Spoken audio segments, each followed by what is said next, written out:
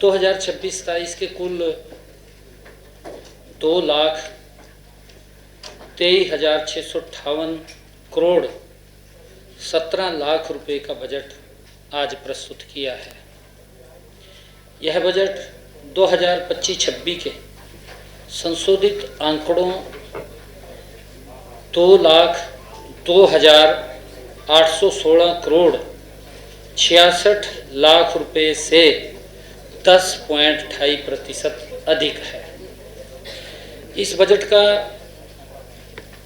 भी प्रदेश के नागरिकों ने इस बजट के अंदर प्रदेश के नागरिकों के सुझाव के अनुरूप ये बजट बनाया गया है।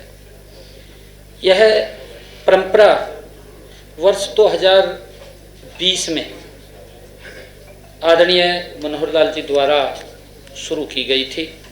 इस बार मैंने गुरुग्राम में गत 6 जनवरी से लेकर के पंचकुला में 27 जनवरी तक कुल 13 बैठकें हितधारकों के साथ हमने की है। इनमें से कुल 2,199 सुझाव प्राप्त हुए हैं। इसके अलावा मैंने AI चैट बोर्ड पर 12,400 सुझाव वो हमें प्राप्त हुए हैं। मैंने इनमें से लगभग 5,000 सुझावों को आज अपने बजट प्रस्तावों में शामिल किया है। मैं ये भी बताना चाहूँगा कि हमारे 11 वर्षों के कार्यकाल में प्रदेश में GDP 3 गुना हो गई है। वर्ष 2014-15 में GDP 4,37,145 करोड़ रुपए थी, जो 2025-26 में अनुमानित GDP 13,67,769 करोड़ रुपए हुई है। मुझे खुशी है कि योजना विभाग की रिपोर्ट में अनुसार 2025-26 में राज्य की अर्थव्यवस्था की अनुमानित वृद्धि दर 9.5% है। इसी तरह प्रति व्यक्ति आय भी लगभग 3 गुना हो गई है। वर्ष 2014-15 में यह 1,47,382 रुपये थी। वर्ष 2025-26 में अनुमानित यह 3,95,618 रुपये है। साथियों, 2014-15 में जो राजस्व घाटा GDP का 1.90% था, 2025-26 में 1.33% रहने का अनुमान है। वर्ष 2026-27 में इसे 0.87% तक सीमित रखने का हमारा लक्ष्य है। 2026 में एक इनोवेशन चैलेंज का आयोजन कर सर्वोत्तम AI मॉडल को संबंधित विभागों में लागू किया जाएगा और साथियों, प्रदेश के सरकारी भवनों और सौर ऊर्जा आधारित परिसरों में बदला जाएगा। निवेशकों के लिए नई मेक इन हरियाणा नीति लागू की जाएगी। HSIIDC के औद्योगिक क्षेत्रों में बेहतर इंफ्रास्ट्रक्चर बनाने के लिए 26-27 में सक्षम नाम से 500 करोड़ रुपए के एक विशेष फंड की स्थापना की जाएगी। ये भी हमने निर्णय किया है।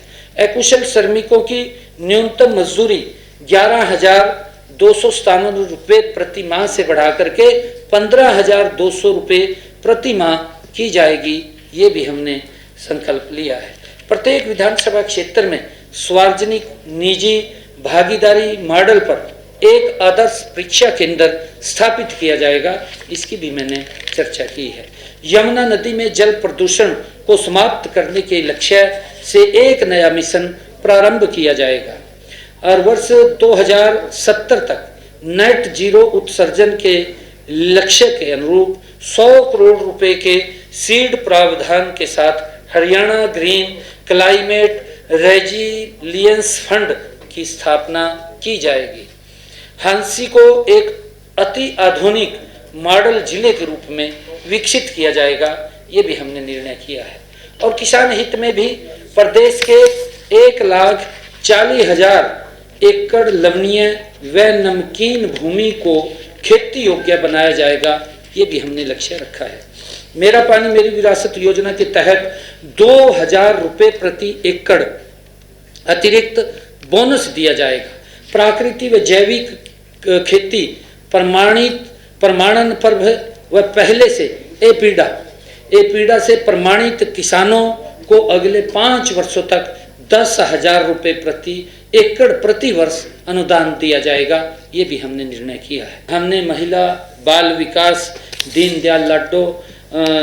दीनदयाल उपाध्याय जी के 110वें जन्म दिवस के अवसर पर दीनदयाल लाडो लक्ष्मी योजना के तहत पात्रता आय सीमा को बढ़ाने का उसको 1,80,000 रुपये किया जाएगा, ये भी निर्णय हमने किया है।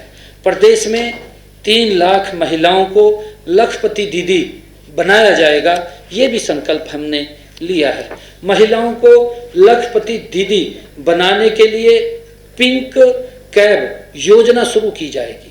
इसमें महिलाओं को वाहन चलाने का प्रशिक्षण दिया जाएगा। इलेक्ट्रिक वाहनों की खरीद हेतु 10 लाख रुपए तक बिना ब्याज मुक्त ऋण उपलब्ध कराया जाएगा, ये भी निर्णय हमने किया है। प्रदेश में 4000 नई उचित मूल्य दुकानें खोली जाएंगी, जिनमें महिलाओं को 33% आरक्षण दिया जाएगा। राज्य में महिलाओं की कार्यबल सहभागिता को बढ़ावा देने के लिए 5 करोड़ रुपए की लागत से एक वर्क प्लेस सेफ्टी फंड बनाया जाएगा, ये भी निर्णय हमने किया है। प्रदेश में 1000 आंगनवाड़ी केंद्रों को सक्षम आंगनवाड़ी के रूप में तथा 1000 आंगनवाड़ी केंद्रों को प्ले स्कूल के रूप में अपग्रेड किया जाएगा। वर्तमान में साथियों, केवल महिलाओं व छात्राओं के लिए समर्पित 273 बसों की संख्या को बढ़ाकर 500 किया जाएगा, ये भी हमने निर्णय किया है। महिलाओं के नाम पर पंजीकृत गैर परिवहन वाहनों को मोटर वाहन पर कर में 1% की छूट दी जाएगी अगर महिलाओं के नाम पर कोई वाहन खरीदते हैं। लोहारू, बरवाड़ा, नरवाणा, समालखा, महम, रादौर व पेहवा में 7 नए पुलिस थाने खोले जाएंगे, ये भी निर्णय किया है।